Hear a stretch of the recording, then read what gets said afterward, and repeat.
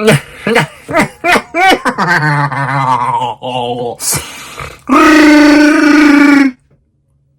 forget whose name is on the manga, Yoru. What's up, guys? I'm Pencil here, and here we're going to do a breakdown / live reaction and review. The chapter. Ooh, chair. I'm about to replace you soon. You'll get way too long. Live reaction and review to chapter 176 of Chainsaw Man, which is known as Two Children. And I'm very confused because last chapter we ended up seeing Yoru lose her other arm. And the Katana Man get one shot, and I've heard mixed things. Apparently it's not just the aging D, it's the old age D.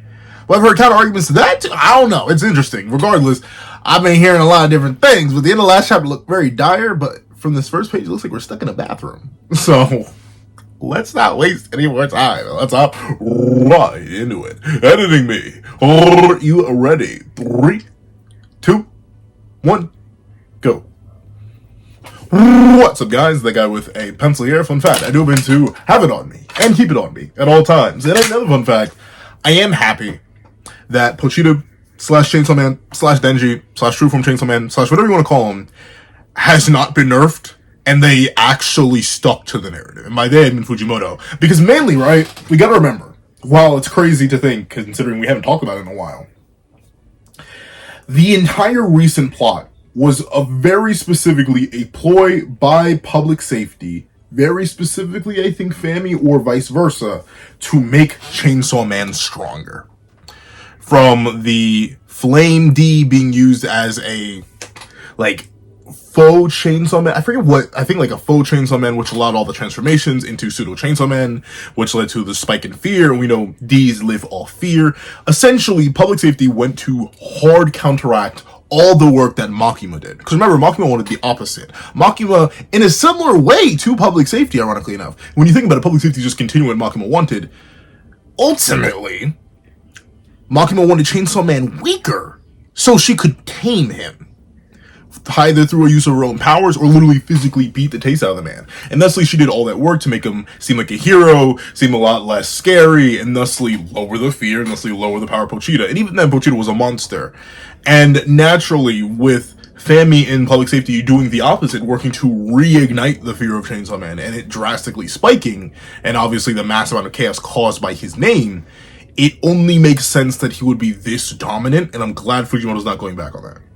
Considering how dominant weakened Pochita was, I'm going to call him Pochita for now, because once again, that kind of is just what we know true Chainsaw Man as. And considering the birth of Chainsaw Man is technically the breaking of the contract somewhat, which is what's implied by, the head of Nayuta showing up and Denji genuinely crashing out, I think we're legit just seeing Pochita tweak out, and him being this powerful is great. But now the question is, how's Yoru going to deal with this?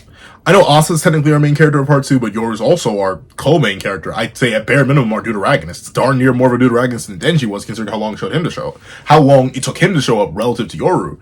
So I'm interested to see how Yoru's about to cook, especially considering I think this is Yoru bathing and about to use her powers. Let's see. She's trying to use the full... Oh! I always forget that she can kind of just do that. Can she do that? Was that a thing? Or am I... I need to reread Chainsaw Man, the whole thing again. I forget. Can she just do that? I ain't gonna lie. I'd love to have the Force too. Mainly because I'm lazy, but also just because it'd be neat. My lightsaber, which is literally right there, is just out of reach. It is not even a foot away. I have to lean forward to grab it. But I could summon this bad boy at any opportunity. Dawg, you know how much fun that would be? Even if it literally was a Thor's hammer scenario, where I had to make sure it was durable enough to summon something from a decent distance, that'd be fun. It'd be very destructive. Property damage would go crazy, and I wouldn't do it. But, imagine summoning the likes of a Thor's hammer and it just comes to your hand through anything. That'd be neat. But it looks like Yoru's practicing her powers, I guess? Oop. Editing me. I've got your back, buckaroo. Yeah, just get a little bit further into the video, though. Let's see. I love how the soap didn't have the name soap on it, but when she transforms it into a blade, it's now soap written. A sword of soap. Soap sword. Is it sharp though? How? And the question really becomes, how effective is that? You can make a blade out of ice cream. And I guess maybe if you swing it hard enough and it's like that hard packed ice cream, maybe it would do damage. But still, it's ice cream. I feel like it would need a blade of at least something solid. I'm not sure what the potency of. And I know technically Yoru and Asa's weapons scale to how much emotional attachment she has in them. It's very similar to another series whose main character's ability scales relative to how much they care specifically about the object they're imbuing with that ability. But with that being the case, I feel like that soap sword will do basically 0 damage. And like, I don't know, soap is hard, but like, I've never heard of anyone getting knocked out by soap. Maybe a soap bottle, but not soap itself. Let's see. Oh, and Asa's back. Or she's in the bath with you? Okay. How is this happening? I thought so. When I turned my apartment into a weapon, I could do it without saying a name. Ah, interesting. So you can just name things? I mean, like, if I could summon a key and turn it into a keyblade. And it's funny, now that I actually own keyblades, and now, luckily enough, I have KH3 Ultimate Weapon, KH2 Ultimate Weapon, Kingdom Key D, regular Kingdom Key. I have a Broken Oath Keeper. There's a story behind that for another time. I'm waiting until something arrives, and then I'll do a full story time on all the Keyblades. I have No Name. It's not visible in shot right now, though. It's funny, because I look at all the different videos. I mean, it's somewhat visible in shot. But I have No Name. I know it's called The Gazing Eye, but I prefer No Name. Even though it does have a name. And then I have To Become One. I still want more. I just love Keyblades. So, you know, if I could, I would. But like, then again, if I did that, I would literally probably just get Braveheart. Or whatever Riku's new stupid driver Keyblade is called. I know. But Pencil, it shows his character development. He doesn't need to worry about being a Twilight boy. I don't care. It's stupid. I don't like it. I really don't like it. You don't get a guy who wasn't the biggest fan of Destiny's Embrace either, but where Destiny's Embrace was clearly my least favorite out of the main trio's Keyblades. Oh, I say Braveheart because I don't know if that's its name. Because I just don't like it that much. I hate that he literally just has a flat out car key. Let's see, back to the chapter. I could do it without saying a name. We can turn things into weapons without naming them or touching them.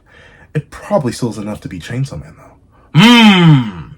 Without touching them is crazy, though. Like, what's the scale in it? Like, the question is, could you look at somebody and just weapon? Like, you look at a friend and they're like, friend weapon. And they just turn it, or like, would that enhance them? That's the question. Once again, Yoru's powers, because of their vagueness and her general weaker state, considering a part of her was consumed by Chainsaw Man, we just don't know. We don't know the upper limits of her potential.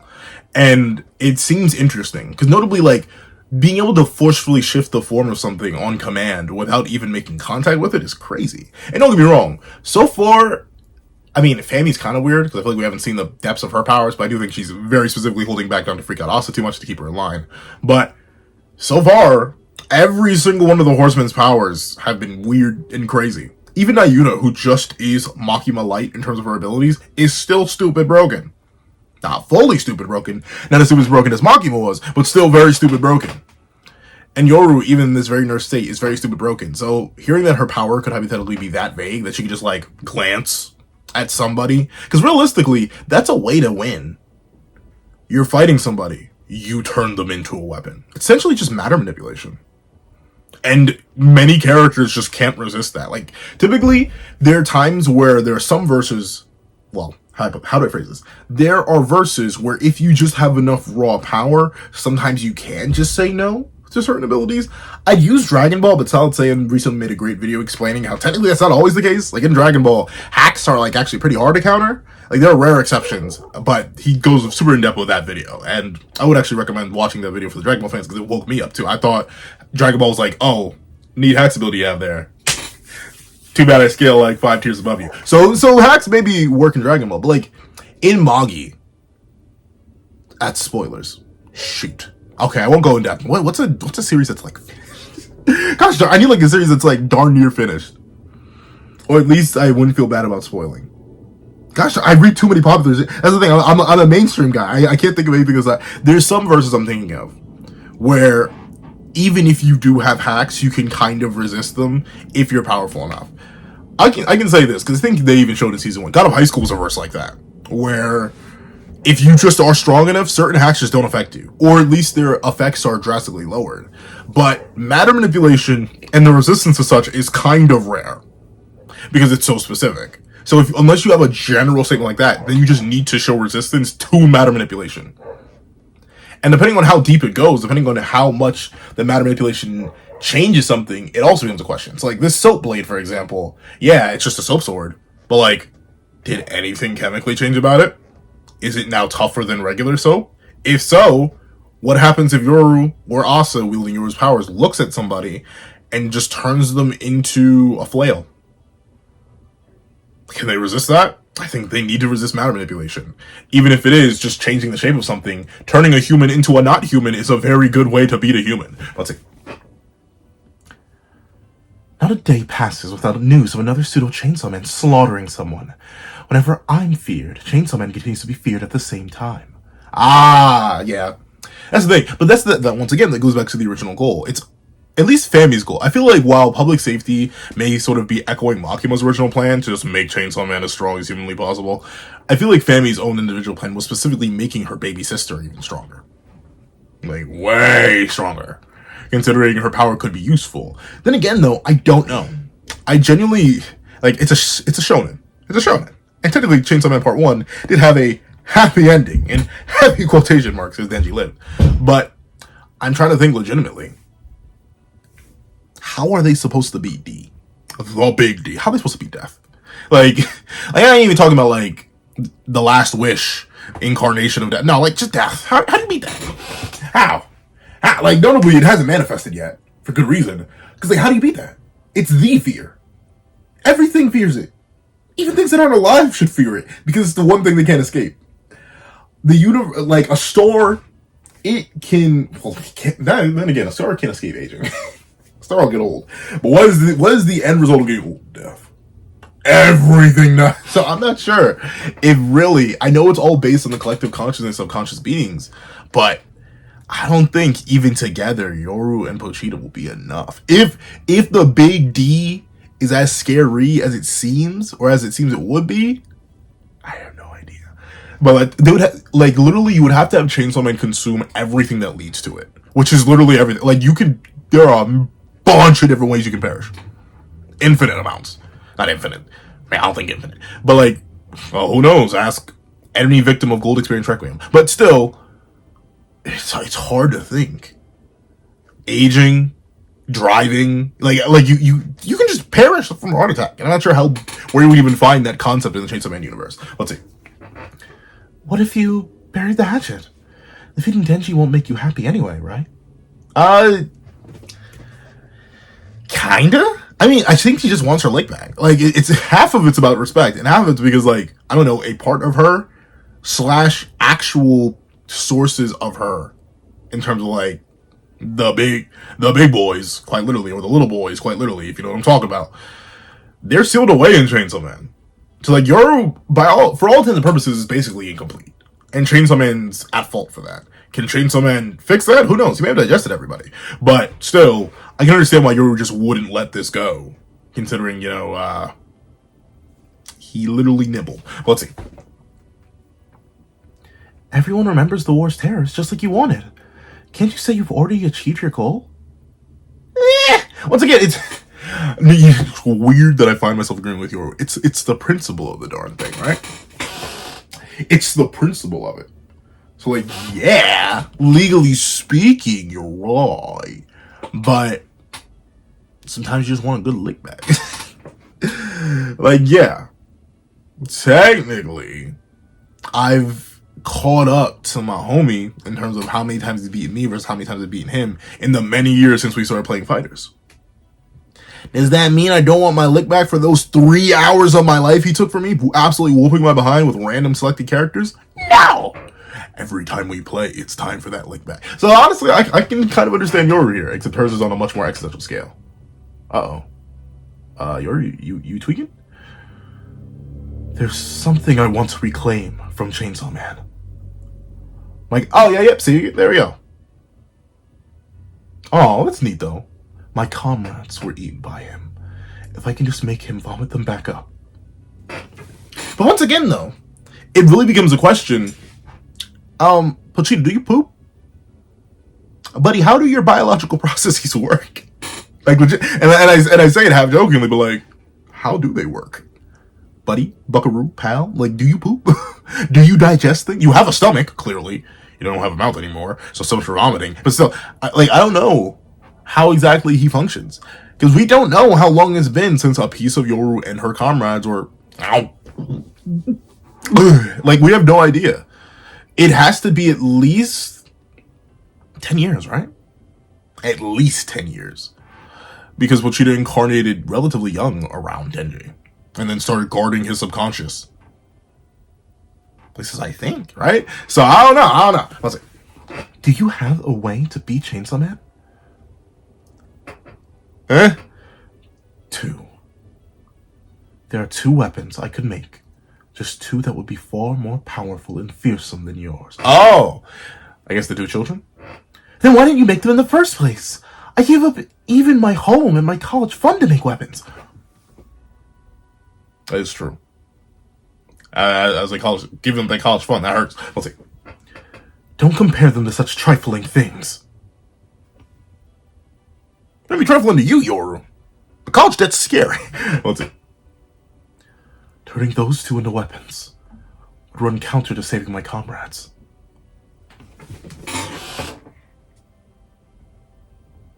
Interesting. Why? Well, we'll find out. We'll find out. The chapter's named The 2 Children. I won't speculate when I think they give the answer to the same chapter. Then just stop. It's once again, well, obviously Yoru has a deeper reason than I do. I'm not avenging any comrades. I'm avenging past me, I guess. But that's like he's me. He's not a comrade. But like, it's the prince. Also, you may not get it, but sometimes you just gotta do things to do. Sometimes it's all for the sake of the Serite, except it's not actually for the sake of the Serite. You know, ironically enough, it is legitimately exactly like that. It is for the sake of the Serite. But if you're wondering, Pencil, where's that phrase coming from? You may be like me and didn't read Bleach until well after it was over. And there's a character in Bleach named Mayuri who always says, and I say always, but I think he mainly says it during the 1,000 Year Blood War arc. But that's the most time I remember it. But then again, I think he probably does say it in early Bleach. But with it being the case, he says it as an excuse, right? Because he knows he's not doing it for the sake of the Serite. And that is the same thing I mean half the time when I say it. When I say something's all for the sake of the Serite doesn't exist.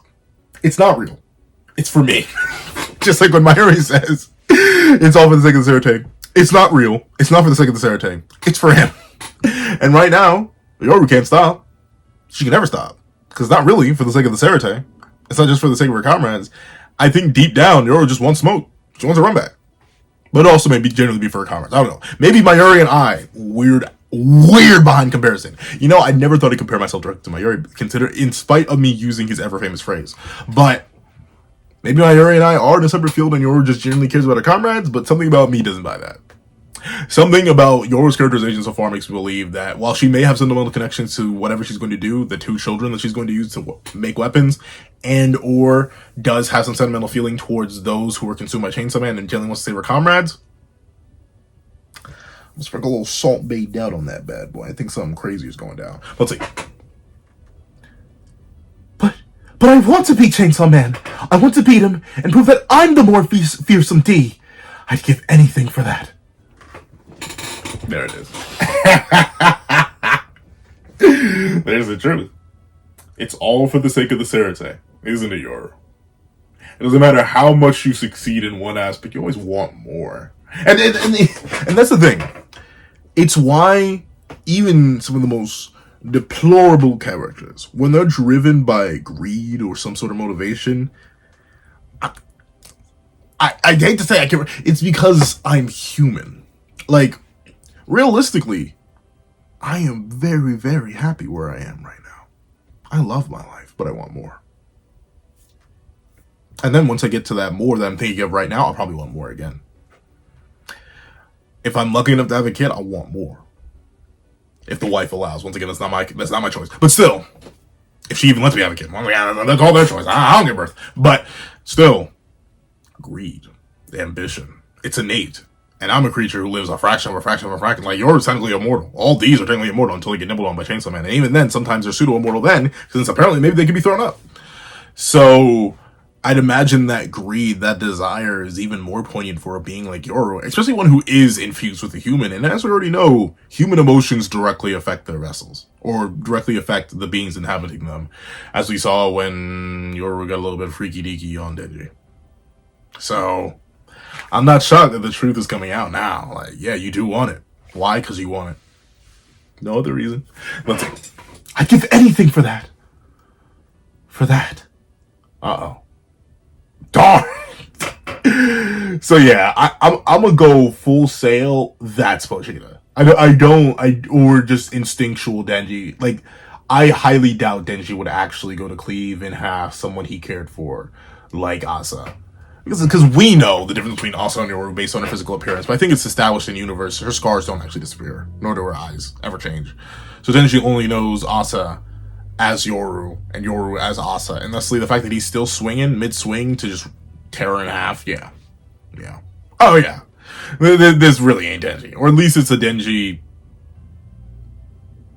Nah, I wouldn't even say it's Denji at all. I don't think Denji would do it. I think this is just Pochita tweaking out. He's like, oh, Denji, don't worry, I got you, bro. We're gonna erase everything bad and sad to make sure you're okay. She attacked me, though. She's bad and sad. We're gonna make sure she's not okay. But interesting. So Yoru's gonna do something to react, even though Pochita's been blitzing literally everybody here. Let's hear her do it. For that. Would I even turn my own children into weapons? Well, I guess I would. I mean, once again, I don't have kids, but at least the way I do think I'll feel about them if I'm ever lucky enough to bring them into existence. I think once they happen, that's like the one thing where like, oh no, I can't sacrifice them. Like I've sacrificed me in a heartbeat 10 times over. For my kids, man, who knows what I do for my kids? They'll know. Maybe they won't. That's even for the better. But yeah, I'm not shocked that Yoru's that kind of person. She's very self-centered, and that's fine. Once again, dude, that's ironically enough, it's a real good character to build a narrative around. So that self-centered nature, where Yoru's willing to sacrifice children, I don't know what that means, but sacrifice her own children to turn them into weapons. Yeah, it makes sense. Maybe I'm gonna hazard a guess because I heard things about this chapter, but I didn't see anything. Luckily enough, I was able to avoid go spoiler free for most of the day until I start recording. I'm guessing she's going to turn some of the kids or comrades inside Chainsaw Man into weapons to break open Chainsaw Man. Because right now there are no mouths, so technically there's no way for Chainsaw Man to vomit. So maybe that'll happen and it'll tear out of Chainsaw Man. That's my only guess, but let's see. Because I don't think she referred to comrades and friends or comrades and children as the same thing. Like, when I have children, they won't be my comrades, they'll be my kids. But let's see. I guess I would. Come some other. Tank. Gun. Oh!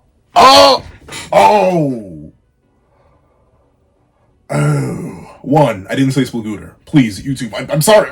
But two, oh!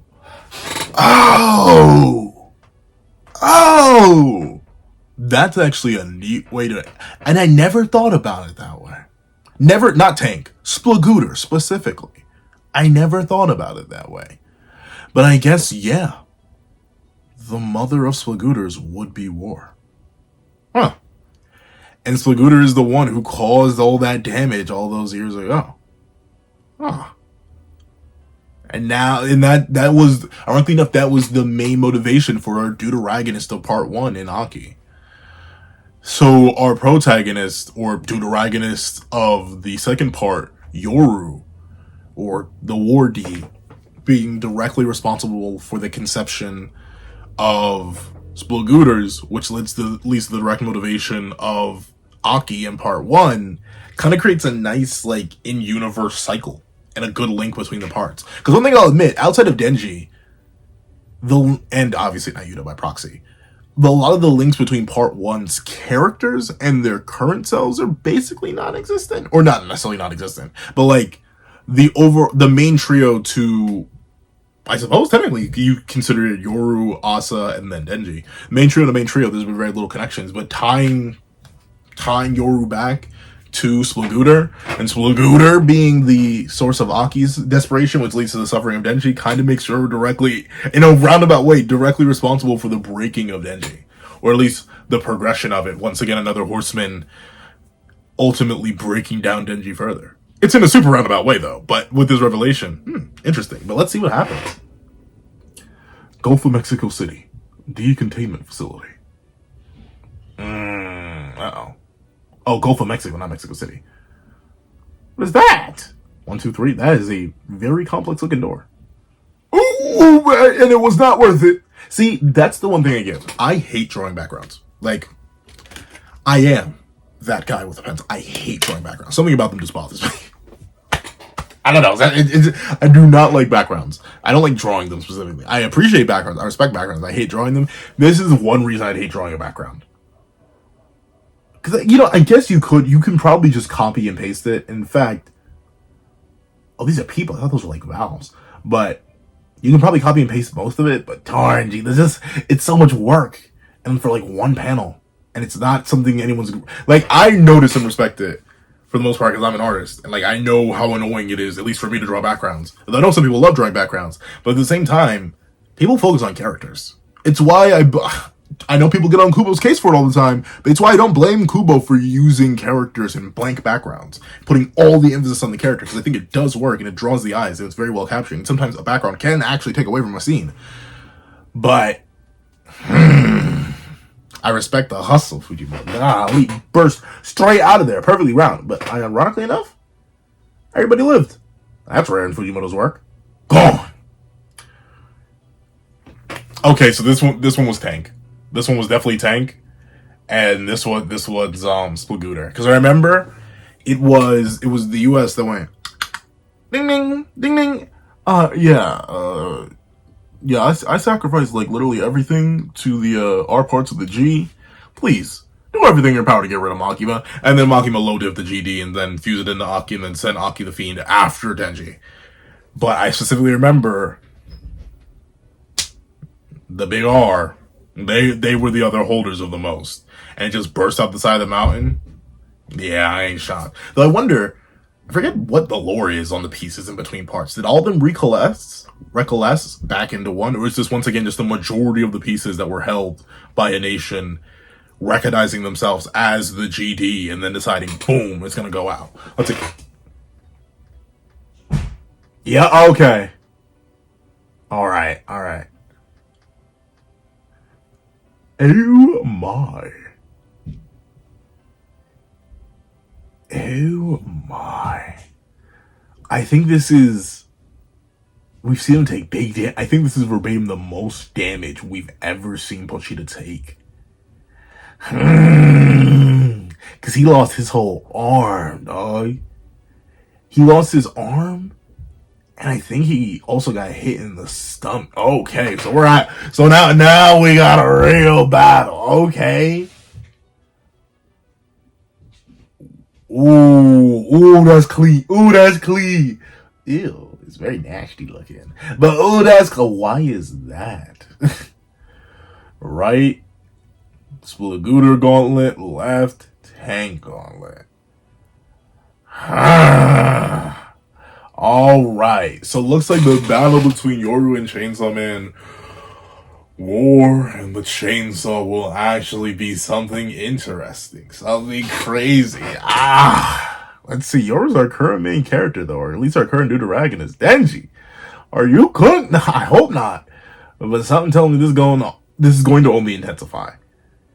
But I'm excited to see how it intensifies. Pochita, I'm gonna need you to lock back in, bro. Because when you think about it, Pochita got giga blitzed when you really think about it.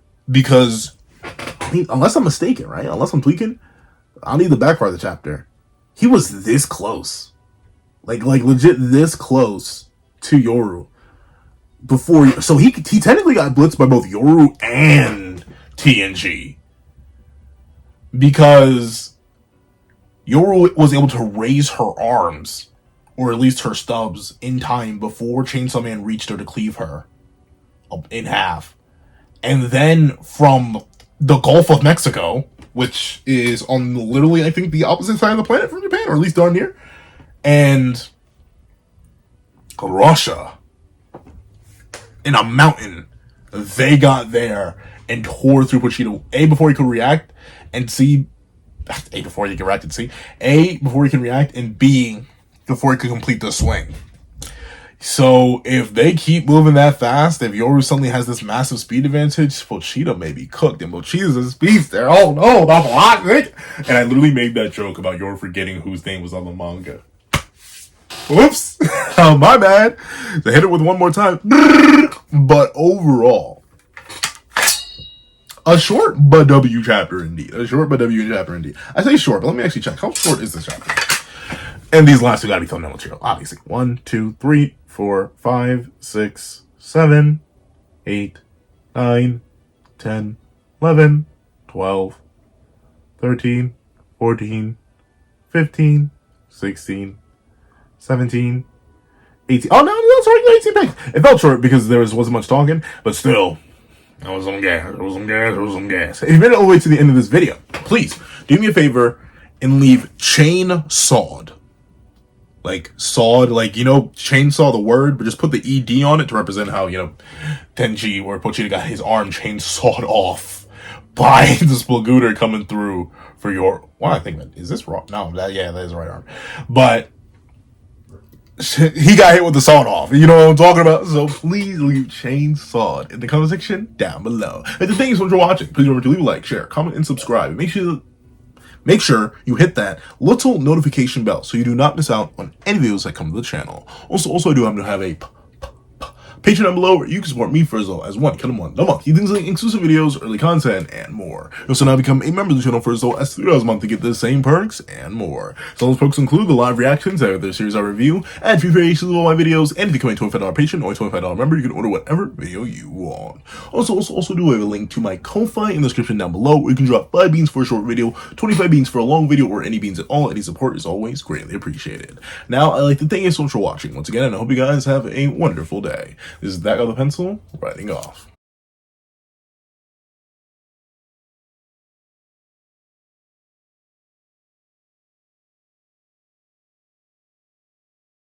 I'd like to give a thank you to our $3 members: Sierra, Greyhound, Eternal Flame, NMA, Real Rare, Red Wolf 4765, Paris Arnold, Astro, Brandon Payne, and G Prosper. And I'd like to give a thank you to our $5 patrons: Sean, Midnight Lord 21, Kevin, Encarnacion, Josh Brown, Igneal Lind, and A+A. And I'd like to give a big ol' thank you to our $7 members: Autumn Mornings Lazo, Fine, Zombie Hunter, and Austin Wimberly. Then I'd like to give a thank you to our $10 members: Robbie Uchiha, Jay Warrior, and AZ Void. Then I'd like to give a big ol' thank you to our $10 patrons: Overlord Zero, Joaquin Munoz, and Idem Okami. And I'd like to give the craziest, juiciest, most next-level, quadruple, sloppy, toppy, next-level superhuman in beyond this world kidney having thank you to our $100 patron, or that guy with a pencil tier patron, Calvin Elder.